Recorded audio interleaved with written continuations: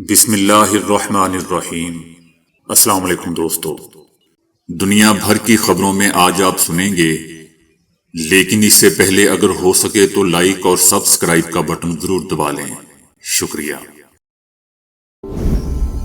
صدر ٹرمپ نے حماس سے قیدیوں کی رہائی کے لیے بات کرنے کی تصدیق کر دی ہے۔ امریکی صدر کا کہنا تھا کہ حماس سے قیدیوں کی رہائی کے لیے بات کی ہے۔ حماس کو غزہ میں قید تمام قیدیوں کو رہا کرنا ہوگا۔ امریکی صدر ٹرمپ کا یہ بھی کہنا تھا کہ میکسیکو اور کینیڈا پر ٹیرف کو 2 اپریل تک مؤخر کیا ہے۔ 2 اپریل امریکی تاریخ کا اہم دن ہوگا۔ امریکہ میں تارکین وطن کا داخلہ روکنے کے لیے اقدامات کر رہے ہیں۔ صدر ٹرمپ کا کہنا تھا کہ یوکرین کی مدد کے لیے اربوں ڈالر دیے۔ چاہتا ہوں کہ روس اور یوکرین کے درمیان جلد جنگ بندی کا معاہدہ ہو جائے۔ صدر ٹرمپ کا کہنا تھا کہ چینی صدر کے ساتھ بہترین تعلقات ہیں۔ ٹک ٹاک میں دلچسپی ہے، امید ہے کہ چائنا کے ساتھ معاملات طے پا جائیں گے۔ ٹک ٹاک سمیت غیر ملکی ایپس پر پابندی سے متعلق رپورٹ طلب کی ہے۔ اسٹیل اور ایلومینیم پر محصولات میں ترمیم نہیں کریں گے۔ امریکی صدر کا یہ بھی کہنا تھا کہ کینیڈا اور بھارت ہماری مصنوعات پر سب سے زیادہ ٹیکس لگاتے ہیں۔ جو بائیڈن انتظامیہ کی غلط پالیسی سے افغانستان کو نقصان اٹھانا پڑا۔ صدر ٹرمپ کا کہنا تھا کہ سعودی عرب اور روس کے ساتھ تجارتی معاہدہ چاہتے ہیں۔ جو ممالک اپنی افواج پر مناسب اخراجات نہیں کر رہے وہ دفاع کے مستحق نہیں۔ سعودی عرب کے دورے کا ارادہ رکھتا ہوں۔ امریکی محکمہ خارجہ کا کہنا ہے کہ شریف اللہ کی گرفتاری کا کریڈٹ پاکستان کو جاتا ہے۔ امریکہ نے پاکستان کا شکریہ ادا کیا ہے۔ شریف اللہ کے کیس سے متعلق معلومات محکمہ انصاف کو فراہم کر دی گئی ہیں۔ تخریب کاری کے خلاف پاکستان اور امریکہ کے مشترکہ مفادات ہیں۔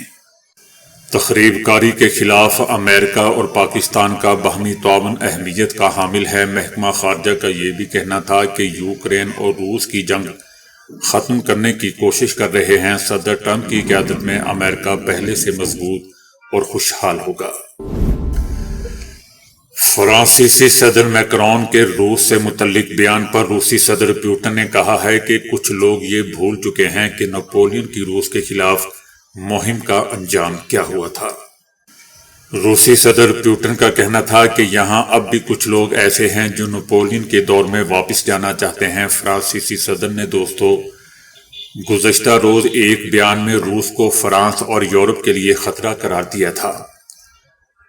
صدر پیوٹن کا مزید کہنا تھا کہ ہمیں یوکرین کے تنازع پر اس امن کا انتخاب کرنا ہے جو روس کے لیے موزوں ہو۔ ان کا کہنا تھا کہ امن اور سلامتی کی شرائط پر روس کے لیے مستحکم پیش رفت کی ضرورت ہے اور ایسا امن منتخب کرنا ہے جو روس کی سلامتی کا بھی ضامن ہو۔ چائنا نے امریکی صدر ٹرمپ کے غزہ پر قبضے کے منصوبے کو مسترد کر دیا ہے۔ چائنا کا کہنا ہے کہ چین، مصر اور دیگر عرب ممالک کی جانب سے غزہ میں امن بحال کرنے کے لیے پیش کیے گئے منصوبے کی حمایت کرتا ہے۔ غزہ فلسطینی عوام کا ہے اور یہ فلسطینی سرزمین کا ایک ناقابل تقسیم حصہ ہے۔ غزہ کی حیثیت میں کوئی بھی جبری تبدیلی صرف نئے انتشار کا سبب بنے گی۔ چائنا کا زور دیا کہ وہ مستقل جنگ بندی کے لیے کوشش کرے۔ چائنا نے اس بات پر بھی زور دیا ہے کہ غزہ کی حیثیت میں کوئی بھی جبری تبدیلی صرف نئے انتشار کا سبب بنے گی۔ چائنا نے بین الاقوامی برادری پر زور دیا کہ وہ مستقل جنگ بندی کے لیے کوششیں کریں، انسانی امداد میں اضافہ کرے اور فلسطینیوں کے لیے فلسطین پر حکومت کرنے کے اصول کو برقرار رکھیں۔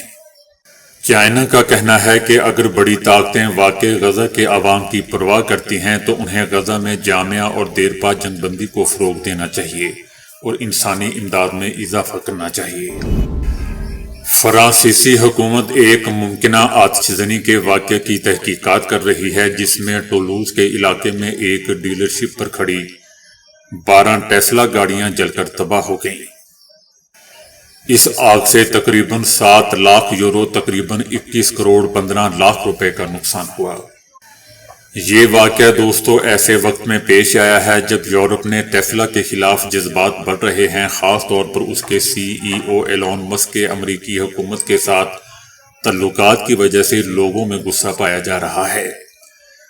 اس آگ کے مختلف قیاس آرائیاں کی جا رہی ہیں کہ یہ واقعہ سیاسی رد عمل تھا یا پھر کسی قسم کی تخریب کارروائی تھی۔ شام میں حکومتی فورسز اور بشار الاسد کے وفادار جنگجوؤں کے درمیان شدید جھڑپوں میں 70 سے زائد افراد مارے گئے اور درجنوں زخمی ہوئے۔ یہ تصادم دوستو شمالی ساحلی علاقے میں ہوا جہاں حکومتی فورسز اور اسد کے حامی جنگجو آمنے سامنے آ گئے۔ لازکیہ اور جبیلہ میں اسد کے حامی جنگجوؤں نے اچانک حکومتی چیک پوسٹوں اور فوجی ٹھکانوں پر حملہ کر دیا جس کے نتیجے میں 48 افراد مارے گئے۔ یہ حملے دوستو اس وقت سب سے شدید حملوں میں سے ایک تھے جب سے بشار الاسد کی حکومت کا خاتمہ ہوا۔ حکومت نے جوابی کارروائی میں جنگجوؤں کے ٹھکانوں پر فضائی حملے کیے اور ہیلی کاپٹر کے ذریعے کارروائی کرتے ہوئے کئی علاقوں پر بمباری کی۔ اسی دوران شامی فضائیہ کے سابق انٹیلیجنس سربراہ جنرل ابراہیم کو گرفتار کر لیا گیا جو بشار الاسد ان کے والد حافظ الاسد کے قریبی ساتھی سمجھے جاتے تھے۔ باغیوں کے حملوں میں بشار الاسد کے قریبی کمانڈر ٹائیگر کہلانے والے سہیل الحسن کے حامی بھی شامل تھے۔ یہ گروہ حکومتی فورسز کے خلاف بغاوت کر چکا ہے اور مختلف علاقوں میں مزاحمت کر رہا ہے۔ یہ حملے اس وقت سب سے خطرناک حملوں میں سے شمار کیے جا رہے ہیں اور ملک میں خانہ جنگی مزید سنگین ہو سکتی ہے۔ دنیا کا سب سے بڑا برفانی تودہ A23A جنوبی جارجیا جزیرے سے تقریباً 270 کلومیٹر کے فاصلے پر رک گیا ہے جسے خدشہ تھا کہ یہ مقامی جنگلی حیات کے لیے نقصان دہ ثابت ہوگا۔ یہ برفانی تودہ 3300 مربع کلومیٹر کے رقبے پر پھیلا ہوا ہے جو لندن کے سائز سے 2 گنا ہے اور اس کا وزن تقریباً 1 خرب ٹن ہے۔ ماہرین کا کہنا ہے کہ یہ دیکھنا دلچسپ ہوگا کہ اب کیا ہوتا ہے کیونکہ ابھی یہ واضح نہیں ہے کہ برفانی تودہ مستقل طور پر وہیں رہے گا یا اور آگے بڑھے گا۔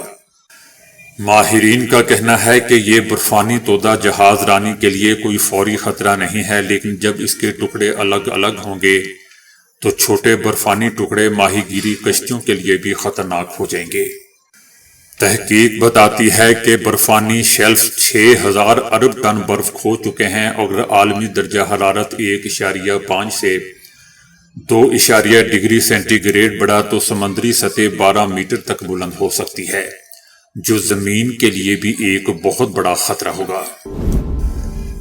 امریکی محکمہ خارجہ نے کئی ممالک میں اپنے سفارتی مشنز بند کرنے کا منصوبہ تیار کر لیا ہے جس کے تحت موسم گرما تک متعدد ممالک میں قونصل خانے ختم کیے جائیں گے اور وہاں تعینات مقامی ملازمین کو فارغ کر دیا جائے گا، لیکن اس فیصلے پر قومی سلامتی کے امور پر منفی اثرات پڑنے کے خدشات بھی ظاہر کیے جا رہے ہیں۔ CIA حکام نے اس اقدام پر گہری تشویش کا اظہار کیا ہے کیونکہ ان کے مطابق کئی ممالک میں امریکی سفارتی مشنز کی موجودگی قومی سلامتی کے لیے بھی بہت اہم ہے۔ تجزیہ کاروں کا کہنا ہے کہ یہ فیصلہ امریکی خارجہ پالیسی میں ایک بڑی تبدیلی کا اشارہ ہو سکتا ہے اور مزید ممالک میں بھی امریکی سفارتی سرگرمیوں میں کمی دیکھنے کو مل سکتی ہے۔ بیرسٹر گوہر خان کا کہنا ہے کہ PTI رہنماؤں کی ریاست مخالف سوشل میڈیا پوسٹ سے متعلق عمران خان سے بات کروں گا۔ ان کا کہنا تھا کہ ہم تمام اداروں کا احترام کرتے ہیں، کسی بھی ادارے کے ساتھ خلیج پیدا نہیں کر سکتے۔ ان کا کہنا تھا کہ میں نے کبھی اپنے سوشل میڈیا اکاؤنٹ سے اداروں کے خلاف پوسٹیں نہیں کی ہیں، مجھ سے ملاقات اور پوچھ گچھ خوشگوار ماحول میں ہوئی۔ ان کا کہنا تھا کہ عمران خان سے بھی ڈسکس کریں گے۔ مجھے کچھ سوشل میڈیا پوسٹ دکھائی گئی ہیں، ان پوسٹ کے حوالے سے پارٹی اور عمران خان سے بات کروں گا۔ عافیہ صدیقی واپسی سے متعلق کیس کی سماعت کے دوران عدالت نے استفسار کیا کہ امریکہ کے ساتھ قیدیوں کے تبادلے کا معاہدہ نہیں، پھر بھی آپ نے بندہ پکڑ کر ان کے حوالے کر دیا۔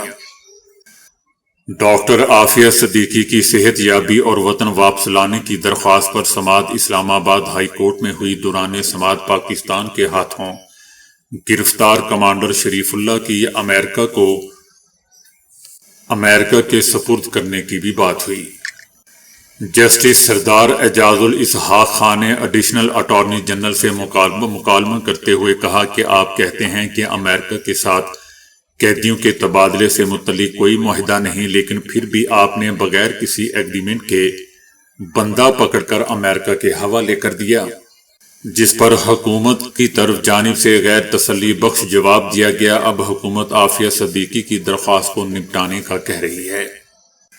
عدالت نے ریمارکس یہ کہ آپ سادہ الفاظ میں یہ کہہ رہے ہیں کہ ہم اس کیس سے چھٹکارا حاصل کرنا چاہتے ہیں۔ وزیر اعظم شہباز شریف نے خط لکھنا تھا لکھ دیا، ان کو ویزا چاہیے تھا دے دیا، آپ نے جو کرنا تھا کر دیا۔ ایسا رویہ اپنانے سے پوری دنیا کو پتہ لگ جائے گا کہ حکومت پاکستان نے کیا کیا ہے اور آپ نے کیا تیر مارے ہیں۔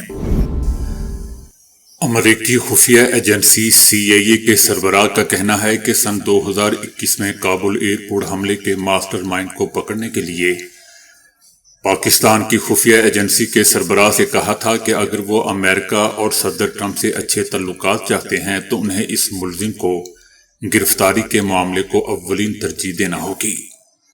امریکی نشریاتی ادارے فاکس نیوز سے بات کرتے ہوئے ان کا کہنا تھا کہ کیسے امریکہ کو مطلوب شریف اللہ عرف جعفر کی گرفتاری عمل میں آئی۔ ان کا کہنا تھا کہ جیسا کہ سب جانتے ہیں کہ صدر ٹرمپ کے پاس کاموں کی ایک فہرست ہے، ہم تیزی سے کام کر رہے ہیں۔ جب میں نے بطور CIA ڈائریکٹر ذمہ داری سنبھالی تو صدر ٹرمپ نے مجھے خاص طور پر تخریب کاری کو ترجیح دینے اور اس حملے کی ذمہ دار افراد کو تلاش کرنے کا کام سونپا تھا۔ ان کا کہنا تھا کہ جو بائیڈن انتظامیہ کے پاس اس کام کے لیے 3 سال سے زیادہ کا وقت تھا، مگر وہ کسی کو تلاش نہیں کر سکے اور نہ ہی کسی کو ایبی گیٹ پر مارے جانے والے 13 امریکی فوجیوں کی ہلاکت کی ذمہ دار ٹھہرایا گیا۔ CIA کے سربراہ کا کہنا تھا کہ میں نے اپنی ملازمت کے دوسرے دن ہی پاکستانی خفیہ ایجنسی ISI کے سربراہ سے بات کی۔ میں نے ان کے ساتھ کچھ خفیہ معلومات شیئر کی جو ہمارے پاس تھی، جو یہ ظاہر کرتی تھی کہ شریف اللہ عرف جعفر افغانستان اور پاکستان کے سرحدی علاقے میں موجود ہے۔ CIA سربراہ کا مزید کہنا تھا کہ میں نے ان سے کہا کہ اگر آپ امریکہ اور صدر ٹرمپ کے ساتھ اچھے تعلقات چاہتے ہیں تو آپ کو اس معاملے کو اولین ترجیح پر رکھتے ہوئے کام کرنا ہوگا۔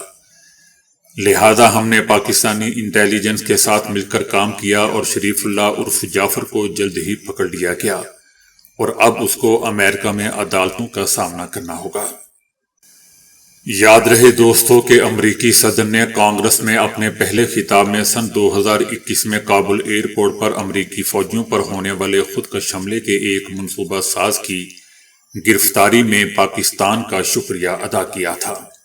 صدر ٹرمپ کا کہنا تھا کہ انتظامیہ نے سن 2021 میں افغانستان سے امریکی افواج کے انخلاء کے دوران کابل ایئرپورٹ پر امریکی اہلکاروں پر حملے کے ذمہ دار مرکزی ملزم کو پکڑ لیا ہے اور اس میں مدد کرنے پر وہ حکومت پاکستان کا شکریہ ادا کرتے ہیں۔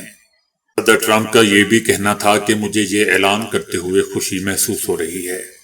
اس حملے میں دوستو تقریباً 160 افغان شہری اور 13 امریکی فوجی ہلاک ہوئے تھے۔ اس حملے کی ذمہ داری شدت پسند تنظیم دولت اسلامیہ نے قبول کی تھی۔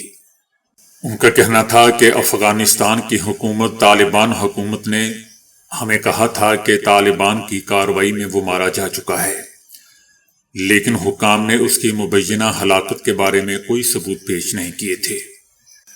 صدر ٹرمپ کے خطاب کے بعد امریکی خفیہ ادارے فیڈرل بیورو آف انویسٹیگیشن یعنی FBI کا بھی کہنا تھا کہ ہمارے ناقابل یقین شراکت داروں کی مدد سے ہم نے اس کو پکڑ لیا۔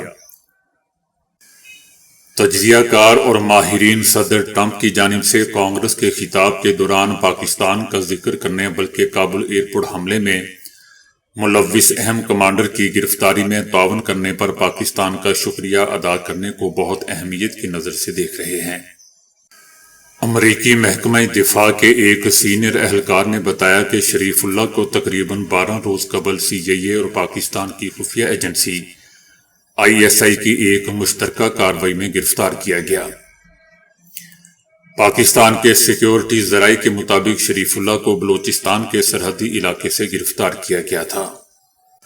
پاکستانی خفیہ ایجنسی نے گزشتہ کچھ عرصے سے شریف اللہ پر نظر رکھے ہوئے تھی، لیکن حال ہی میں اسے اس کی مکمل لوکیشن کے بارے میں اطلاع ملی۔ CIA نے یہ معلومات پاکستان کی خفیہ ایجنسی ISI کو دی۔ ISI نے پاکستانی فوج کے ایک یونٹ کو اسے پاکستان افغانستان سرحد کے قریب سے پکڑنے کے لیے بھیج دیا۔ شریف اللہ نے دوستو خاص طور پر قانون نافذ کرنے والے اداروں اور امریکی یا طالبان کی چوکیوں پر نظر رکھی اور اس کے بعد دیگر اراکین کو بتایا، اور اس کا خیال تھا کہ راستہ صاف ہے اور حملہ آور کی نشاندہی نہیں ہو سکے گی۔ شریف اللہ نے 20 جون 2016 کو ہونے والے ایک اور خودکش حملے سے قبل حملہ آور کو تیار کرنے کے عمل کی بھی نگرانی کی اور بعد میں حملہ آور کو ہدف کے قریب پہنچایا۔ تو دوستو ابھی کے لیے اتنا ہی۔ ویڈیو کو لائک اور شیئر کرنے کا بہت بہت شکریہ۔